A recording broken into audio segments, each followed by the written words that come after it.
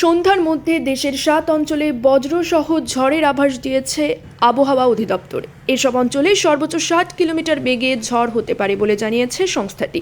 বুধবার 30 জুলাই আবহাওয়া অধিদপ্তরের আবহাওয়াবিদ ডক্টর মোহাম্মদ ওমর ফারুকের দেওয়া সন্ধ্যা 6টা পর্যন্ত দেশের অভ্যন্তরীণ নদী বন্দরগুলোর পূর্বাভাসে এই তথ্য জানানো হয়।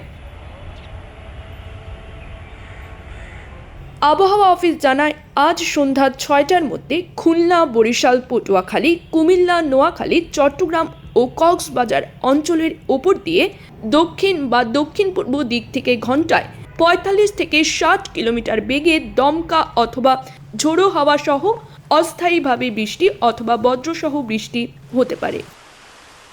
এসব এলাকায় নৌবন্দরগুলোকে 1 নম্বর সংকেত দেখাতে বলা হয়েছে।